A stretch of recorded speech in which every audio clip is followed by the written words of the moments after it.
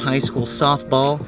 My main focus, as usual, when I do a shooting vlog, is to focus on the Sony a7Rii today, using the 2x teleconverter and the 7200G master.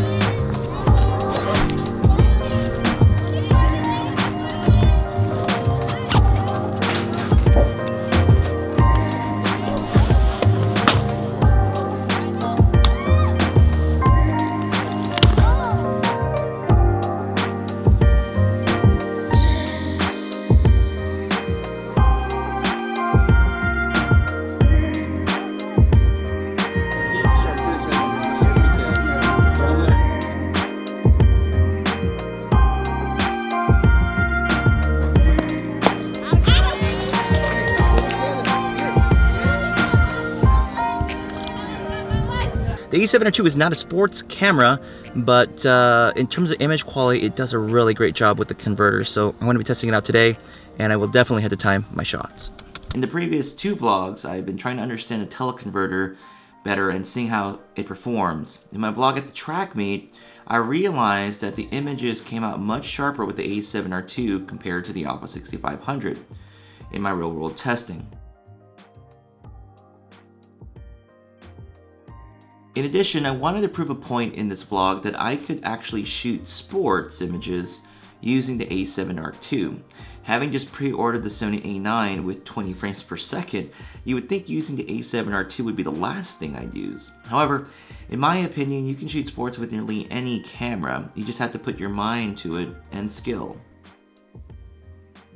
I've watched this particular team on the softball diamond for about 4 years now, so I'm really familiar with the movement and patterns I see in the game. I know that motor driving with the a7Rii was not going to be an option, and I definitely needed to time my shots. And that's exactly what I ended up doing. Instead of firing several images, I just waited for the peak action and fired off a frame. Again, the 2x teleconverter is just awesome to have. It gives me an effective 400mm f5.6 lens on full frame. It's close enough to reach all the bases, as well as sort of frame the outfielders. It was just an overall joy shooting with the a7Rii and just working on my timing. A much needed departure from shooting with the 11 frames per second on the Alpha 6500. Autofocus wise, I thought the combination was good. It's not fast like the Alpha 6500 obviously, but it's fast enough to get the job done.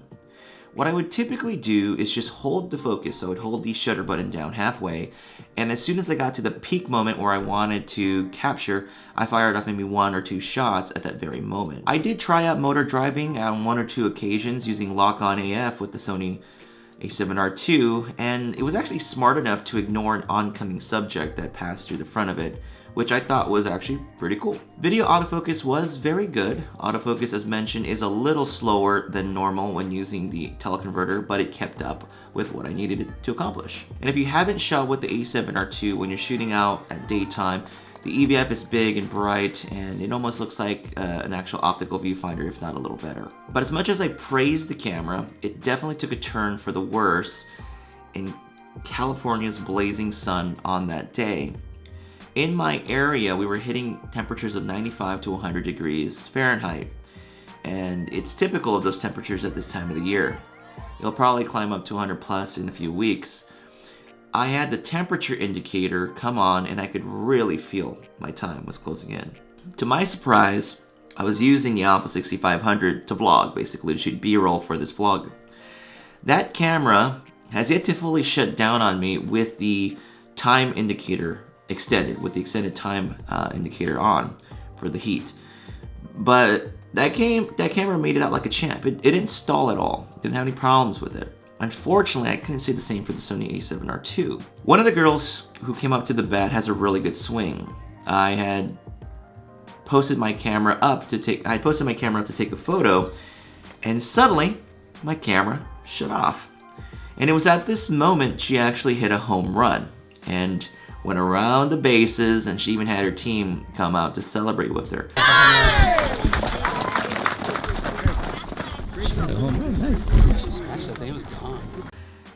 all while the A7R II was cooling off. I tried switching out a battery and whatnot, it didn't make a difference, it still shut down. I like Sony gear, and I've mentioned this before, but I'm not a fanboy. I tell it like it is. Overheating is a problem, and I've experienced with Sony cameras for the past year. And it's because of these issues that I'm hopeful of the Sony A9. Sony is positioning that camera as the flagship pro/sports camera of choice. I surely hope the Sony A9 won't experience the same fate that the A7R II had at this event. Now, after about 5 minutes and a battery change, the A7R II was back kicking again, and I didn't have any issues after that. Now, mind you, the shade had moved over the area, so I was okay. Let me know in the comment section below if you've ever had your A7 II series camera shut down on you. Fortunate enough for me, I don't shoot at a professional level like I've mentioned before. I'm a hobbyist and amateur enthusiast, but if a working professional were to ever deal with this, it'd be a big problem. And I truly hope the upcoming A7 or A9 lines of cameras begin addressing these potential issues. To conclude, the Sony FE 2X teleconverter is one nice tool to keep in the bag. If you really need that reach, it comes in handy. I'm at times reluctant to recommend it, however, if you plan to use it on an APS-C body, like the Alpha 6500. However, on a full-frame body, I found that when focused, there was much less softening occurring in the resulting photos. Autofocus was decent, but could use some improvements, and I'm hoping the Sony A9 will drive that lens combination extremely well. Folks, that's all I got for you in this vlog. If you want to support the work that I do, consider using the affiliate links to the products mentioned in this video in the description below. And if you're crazy enough to watch another video, click over here. And if you want to subscribe and follow along with me, click over here. And if you haven't done so already, and if you found this video helpful, consider liking the video. And with that said, I'm your host, That One Camera Guy, and I'll catch you on the next video. Bye.